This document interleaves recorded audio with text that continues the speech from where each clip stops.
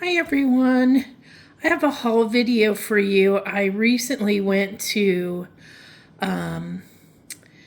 the USA to pick up my mail, and so I do tend to place an order on Amazon when I know I'm going up there, but I didn't get my whole order, so this is just part of it. I got this Dreamscapes coloring book by Rehan Udachi. I really would love to have her walled in nature, but I can't get that here. So it is printed on Amazon paper, and it is also a small square book. I also got Bunnies and Dragons, which is on much better paper and is super cute. And I know Christina's Art Corner did a flip through on this earlier today. And because you can use alcohol markers, because you would just give up the little tiny kind of explanation for what the picture is. Like this says rock candy and this is them eating crystals. You could certainly use alcohol marker on these. Super cute Bunnies and Dragons by Heather Gross. I also particularly love this illustrator. Her name is Alexandra Zakharakouras, and she does Enchanted Galaxies and all the Frog Village spring, summer, winter. I just love her illustrative style. This is an 8.5 by 11, obviously Christmas themed book. It is printed on Amazon paper, but it also has, look at that cute angler fish looking at the other fish in the bottle.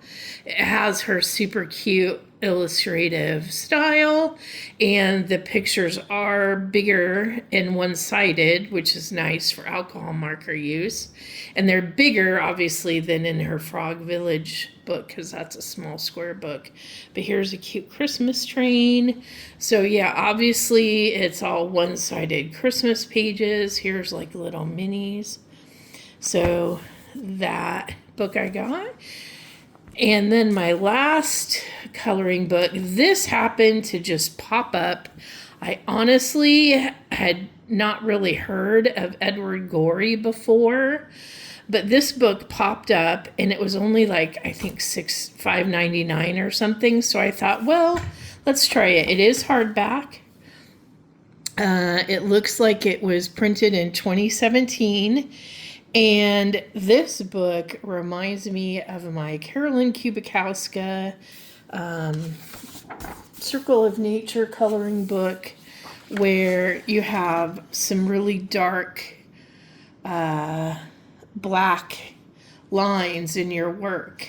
And I found that I really enjoy having that level of darkness, because then when I add color, it really has some awesome contrast that I basically don't have to create myself. And aren't these just kind of funny, funky, weird? So this guy was an illustrator for a bunch of different people's books. So he illustrated fiction books. I think he also illustrated like for magazines and stuff and newspapers back in the day. But yeah, basically he's just got some interesting style of doing all of these black and white illustrations, and they just decided, he's in a bunch of museums too, so here's a little parade of all the people like dressed in medieval.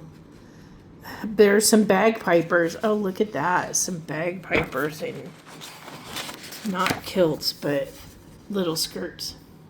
Oh, there's Death over there in a checked coat and a woolen scarf. And there's what is that, a cow? I don't know what that is. A guy in a mink coat. A woman with flowers on her hat. Another guy in a fur coat. That guy's got a cat on his lap. I mean, this is all kinds of craziness. Here's like a 20s flapper girl laying here on the ground. And there's a guy over here with a eagle? No, that's not an eagle. What the heck is that bird? I have no idea. A bird.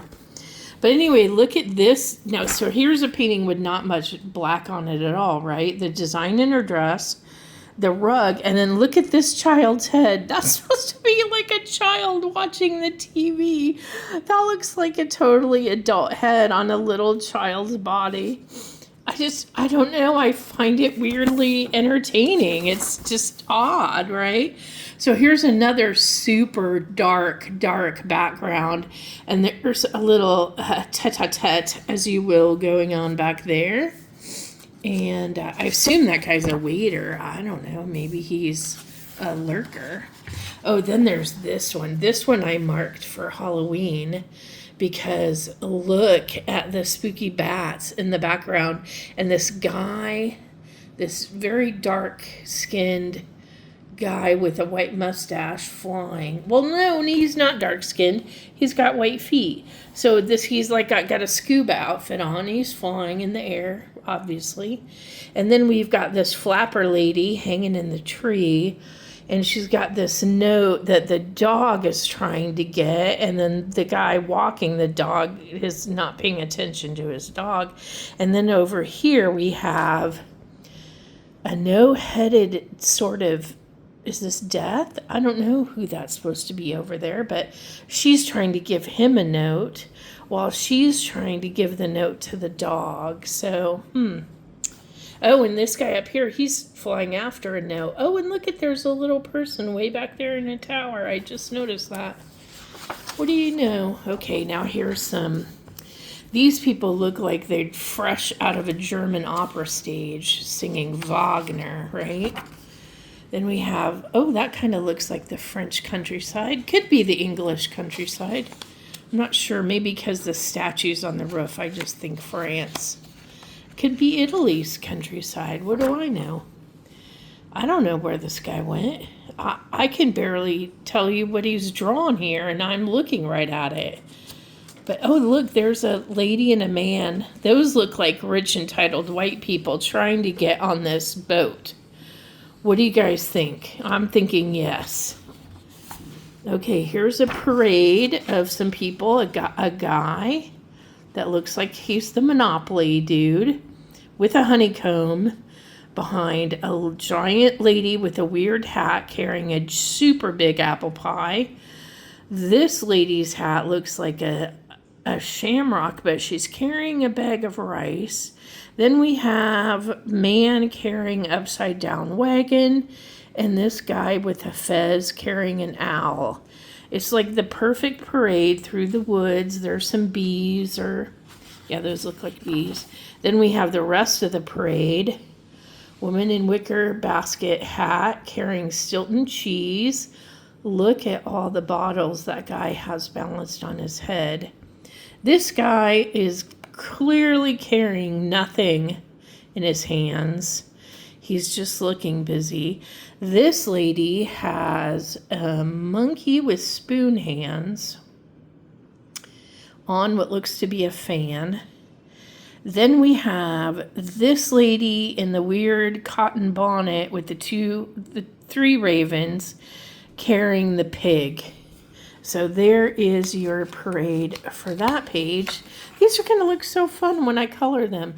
Look at that vase with that flower on it. I mean, you can totally see what he's drawn. The striped chair pattern, the pattern in the wood behind that, the wallpaper pattern, this guy, lady, she's a lady. She has a skirt on. Ooh, they're drinking martinis. Look, he has more rings on his hands than she does.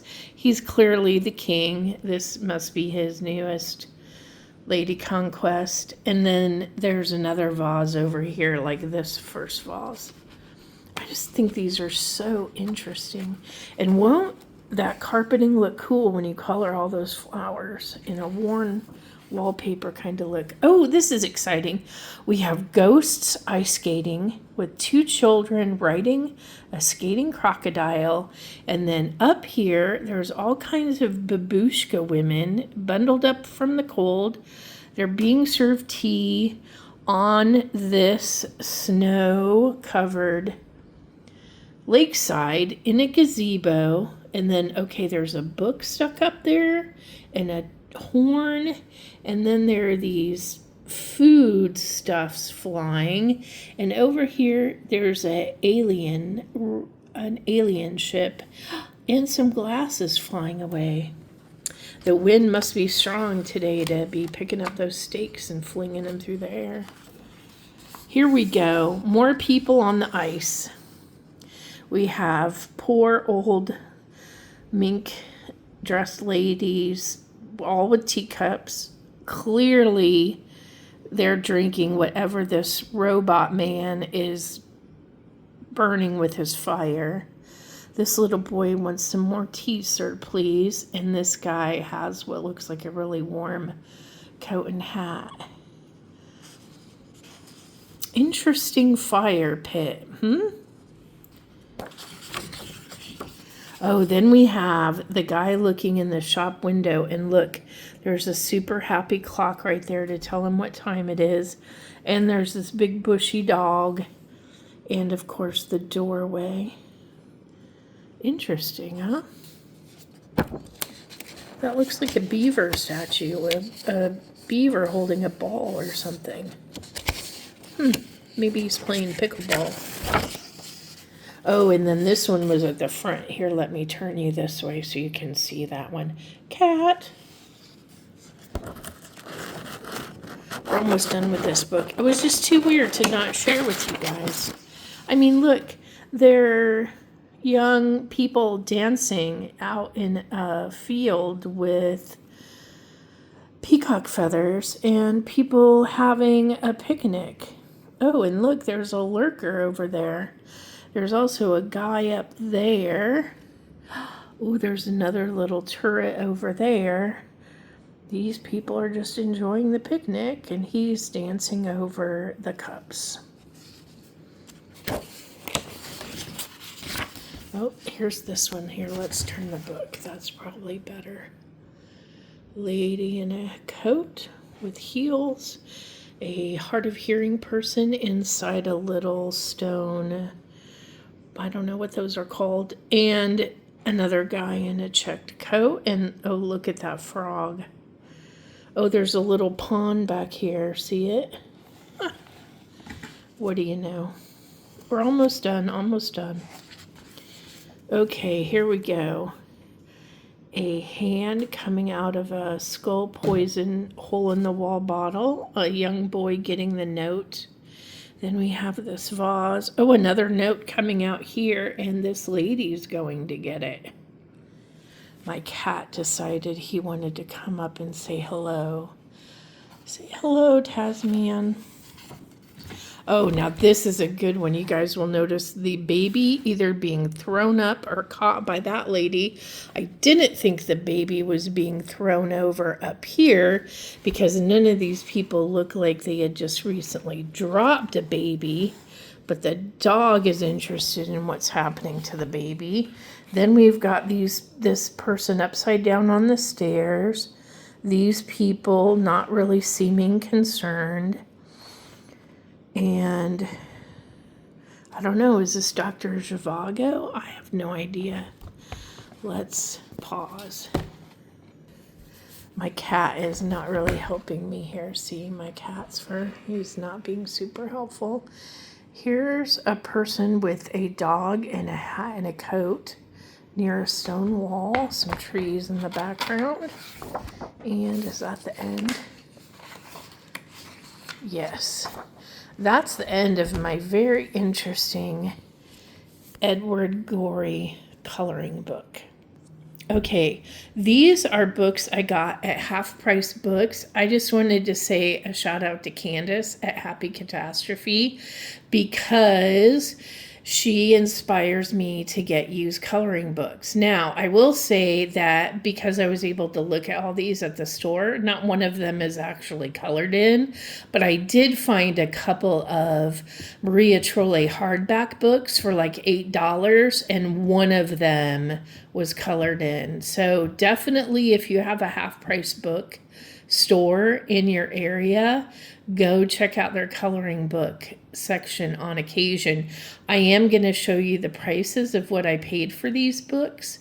And if you want me to do a flip through of any of them, let me know.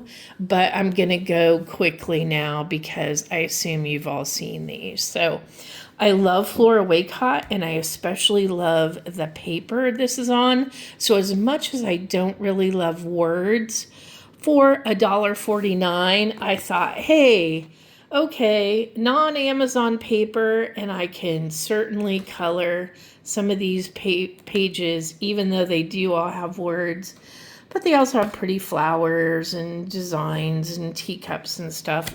And I do love the paper that is in this book. This is one of my few color by number books. I have 2 other ones, so this is my 3rd one.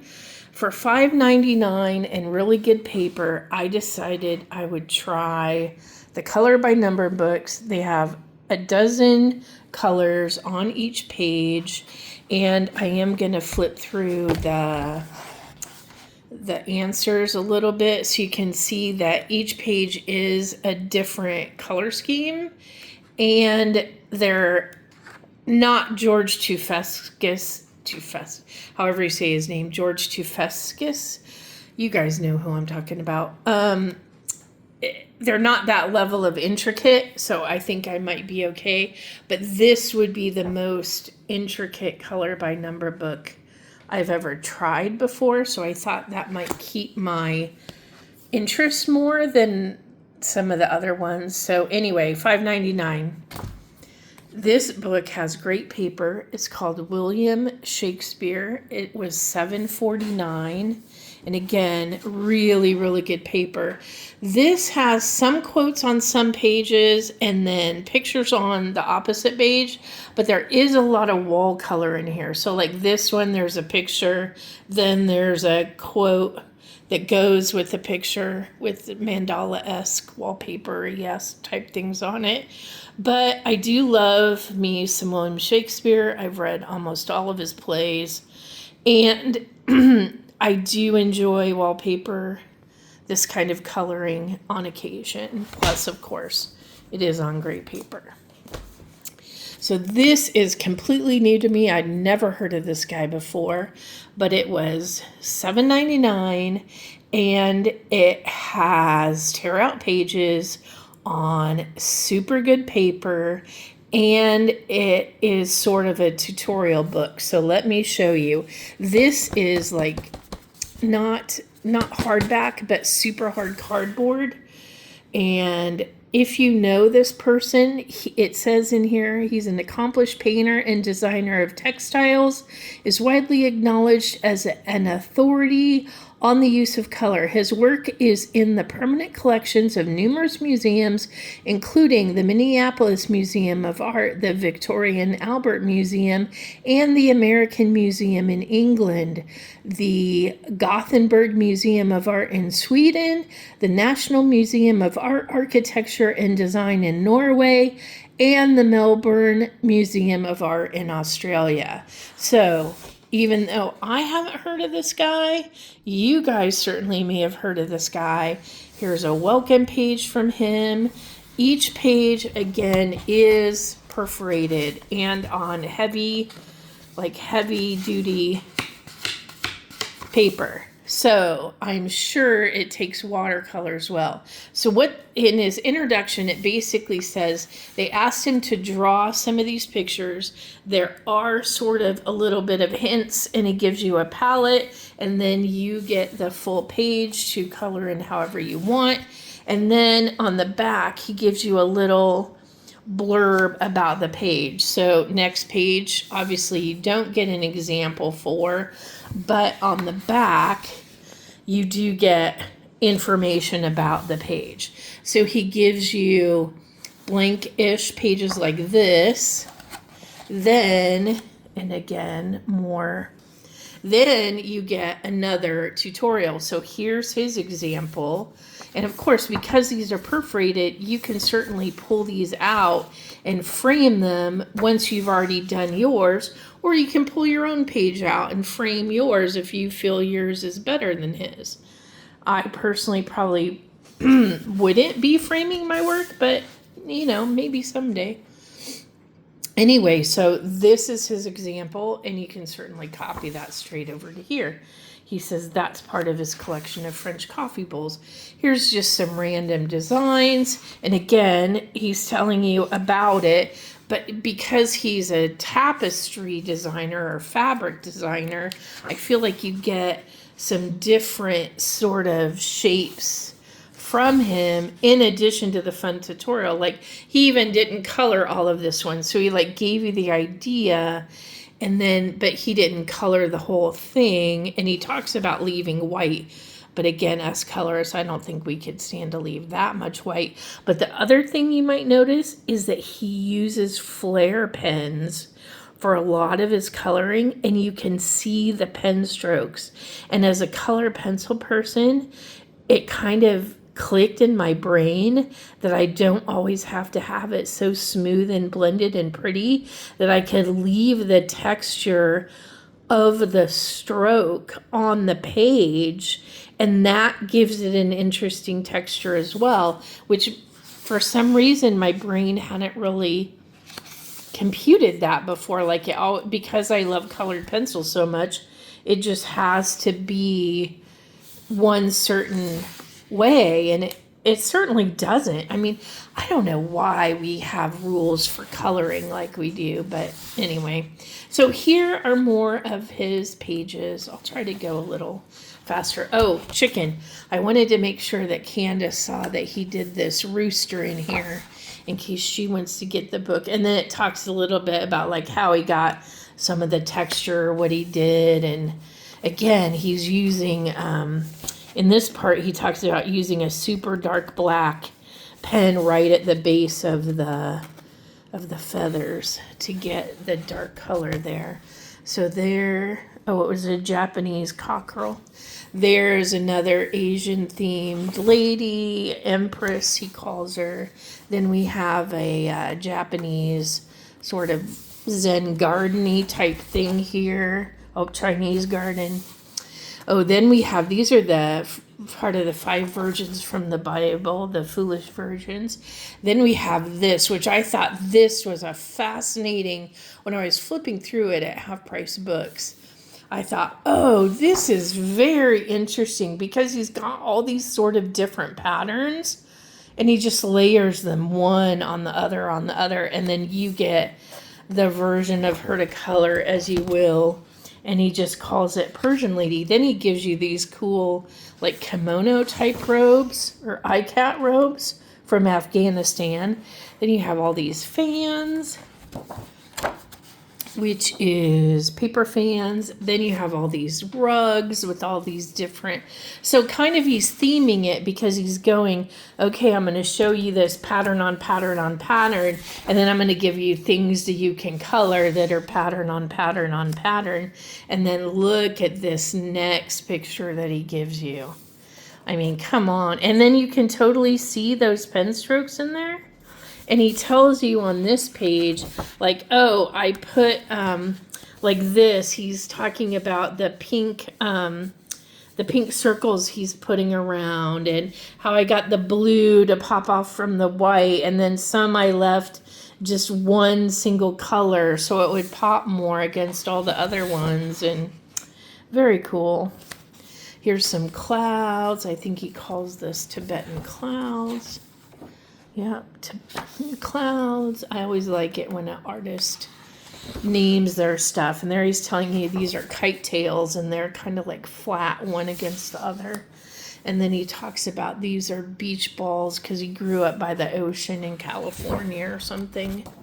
So he tells you about it and how he did it and why he divided the page like that, and how he did warm and cool colors. And it's interesting to see other artists, and because, I mean, look at this page. Isn't that just, I mean, from the checkerboard to the pattern in the bowl to this beautiful flower. And I mean, just amazing the way the guy uses color. Just very interesting to me. And then you get the page to color however you want to. Flower bowl needlepoint is what he calls that. Then he just decided to give us a bunch of pansies and more flowers in vases. And then look at this one. I mean, come on. He did that whole background with a red flare pen.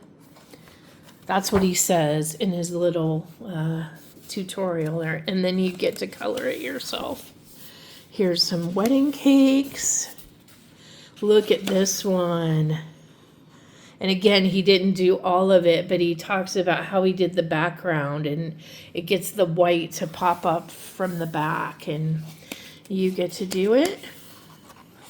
Then you get to do these beautiful trees, and he reminds you that trees are not just green. And then you have this one. And then that was called Fruit Trees Tapestry. And then you have this one, which is Grand Villa. And then you have the Cityscape one, which is Hill of Houses. And then you have this final one, which is just a beautiful, beautiful, and will be beautiful when colored with the statuary. And he calls that one Garden Tapestry. So I am excited to dive into this book. And lastly, I got Dark Fairy Tales, and Half Price Books was nice enough to put the sticker on the inside of the book with a Post-it note so that you don't have to take the sticker off. And this is what I spent for just those books from Color Me Blessed forward. I'm excited. Bye. See you guys later.